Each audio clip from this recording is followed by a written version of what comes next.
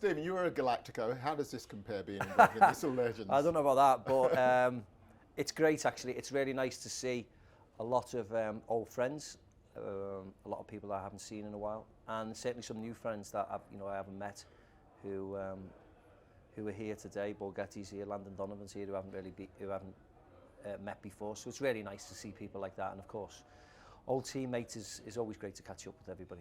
Do you think this whole nostalgia thing could take off as far as soccer is concerned? Obviously, golf has its senior tour and tennis has its senior tour. It's difficult because everybody, I think, is working with other companies or with clubs. I mean, it'd be great if it could take off and everybody could meet up, because whenever there's games like this, there seems to be a huge amount of interest, and I know a lot of the players really like meeting up and having a game of football. Of course, that's great, but more importantly, as I said to you before, the friendship part is great, because once you leave clubs, as you well know, like in any business, if you leave and people live in other countries, you very rarely get to see anybody again. So whenever there's an opportunity to meet up, I think everybody should grasp it. Let's talk about El Clasico coming up. You've played in a few. Yeah. What is that experience like? When you play away from home, it's amazing. It's exhilarating. It's incredibly noisy. It certainly means more to the Spanish people than it does to me, so you don't really take it in as much. You know, of course, an Everton-Liverpool derby means more to me than it would to a native Spanish person, but when you play away at Barcelona and you played in the games like the ones when Luis Figo was involved, and you remember the things that were thrown on the pitch, and the year later we had to leave the pitch because of the crowd. It's a very hostile atmosphere which people don't realise. And on the flip side, when you play at home, it's completely the other way. It's not like England, where we have a huge amount of fans that travel to away games, so they can make it into, they can calm the rivalry down. If you go to the Camp Nou, there's 100,000 Barcelona fans and 20 Real Madrid fans, and on the other side, when they come to the Santiago Bernabeu, there's 99.9% Real Madrid fans. So it's very, very different, but it's a wonderful game. And when I played in it, it was, arguably the biggest game in the world at the time, and it certainly hasn't got any lesser, has it? If anything, it's got more and more and more important, and the people who play and the footballers on show, if anything, are even better. Do you think this particular Clasico means more to Real than it does to Barca because of what happened in the first game this season? Yeah, it has to be. Has to mean more because Real Madrid are playing catch up in the league, because Barcelona is so dominant, because of the 4-0 drubbing at the Bernabeu. So it has to mean something. It has to have that extra edge. Of course, Zizou's now manager with, and he's locking horns with Luis Enrique, who's an ex-player for Barca. Of course, I'm Madrid, but for Barca. So I think the journalists and the media will spice it up even more. But Barcelona, won again today, so they're flying at the moment, absolutely flying. So Madrid would love to end their unbeaten run, definitely.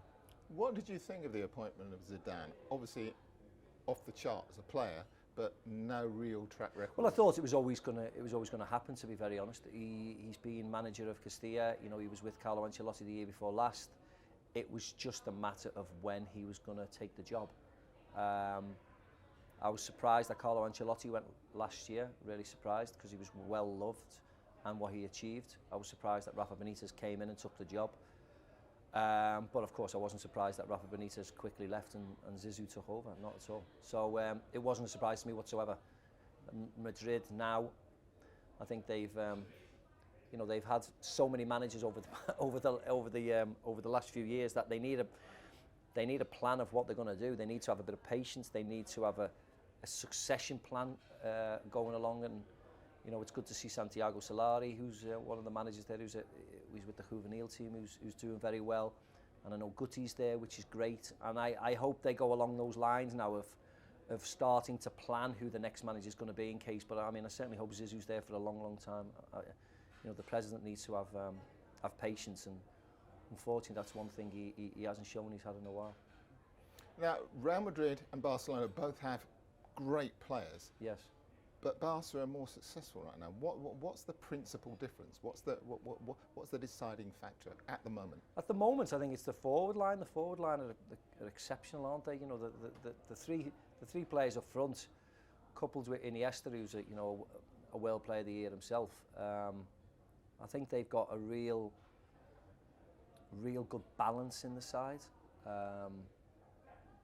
But moving forward offensively, they're absolutely amazing, considering how many goals they score. And I think we're blessed because the entertainment value the two teams give us, it's just amazing. And the fact that, I think Luis Suarez scored his 41st goal of the season today. Messi's in his 30s, I think. I'm not even sure, but the fact that they're scoring, over 100 goals between them, I just think is extraordinary. We just shrug it off nowadays when we hear these numbers, and it's just absolutely amazing. 10 years ago, we couldn't believe that people would be scoring 40, 50, 60 goals a season.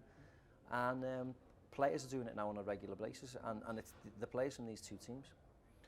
Barcelona seem to play with a sense of fun, though, and that Real Madrid don't seem to quite capture all the time. I mean, the penalty, the Messi Suarez penalty, which we saw the other day, that was a sense of just adventure. Well, I don't know. Flamboyance. I think for one fan's flamboyance, so that it's another players don't like it. I must admit, as an ex-player, I didn't really like it, to be very honest. I must admit, I didn't like it. I thought 3-1 up in the 80th minute. I don't know whether that was planned to give it to Luis Suarez. Somebody said it was planned for Neymar, but I actually didn't like it, I must admit. And I think at 0-0, if at 0-0 at Celta Vigo's ground, they wouldn't have done that. And so no, yeah, you might enjoy it. I know there's probably a friend of mine said his son was thrilled to bits with it, and I get that. I just think that as a footballer and being on the field, I think there's unwritten rules, and I think that was one of them.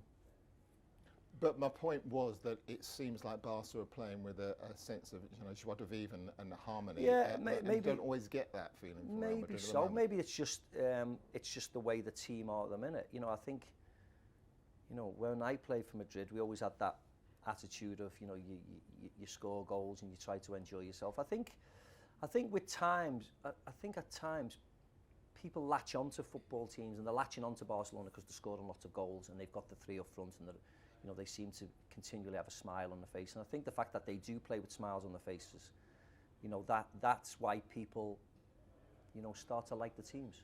But yeah, I don't look at it like that. I must admit, I like watching both teams.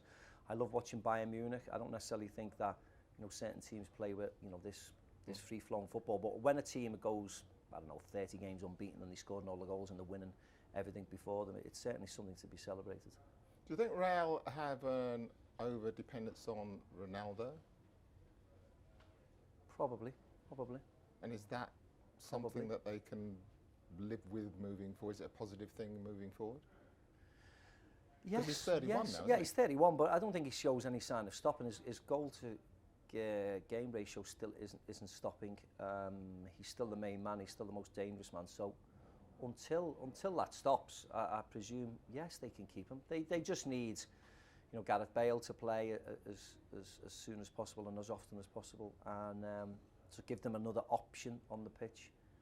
But yeah, I think Real Madrid can carry on, certainly at this moment. But they still need to evolve, because they're definitely playing catch up with Barcelona, and Barcelona are the standout team at this moment in time.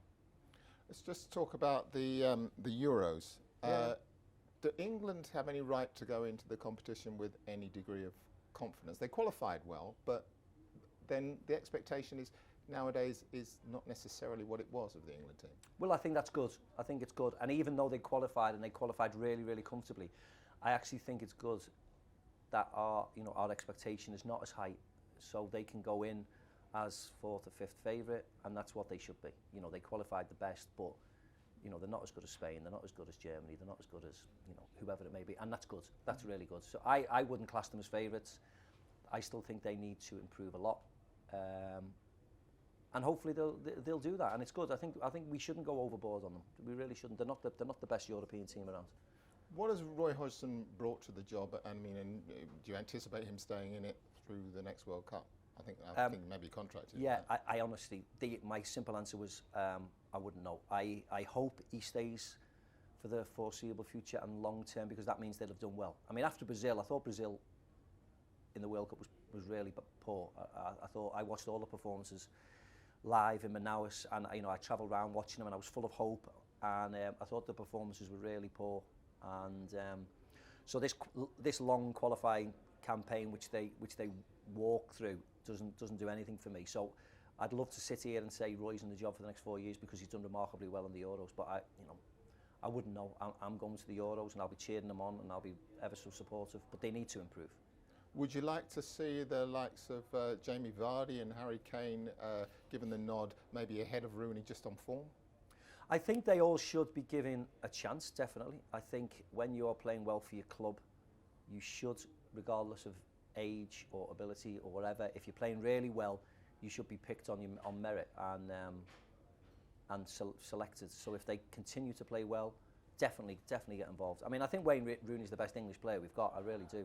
But Vardy, you know, whoever's playing well, and the majority of the Leicester players are, you know, they should be given the opportunity to be called into the squad, for the manager to have a look at them, see what they're like on the training ground, see what they're like around the hotel. But he certainly should give them an opportunity to show what they're like within an England camp. Briefly, Man City, one of your old clubs, has got what some people would call the coup of the decade, yes, in getting Pep Guardiola. How do you think he's going to shape up in the Premier League? I think he'll be great. I do. I also think they're going to have to give him a huge amount of money, but I presume he will be given a huge amount of money. So when you have a large war chest to go and buy and pick your players, it's probably a lot easier. But I do think that regardless of him not winning the Champions League with Bayern Munich, I think they're certainly playing better than the Bayern Munich team that he took over, even though they won the treble, if that makes sense. I've been to see Munich a couple of times and I love the way they play. I think their movement is great.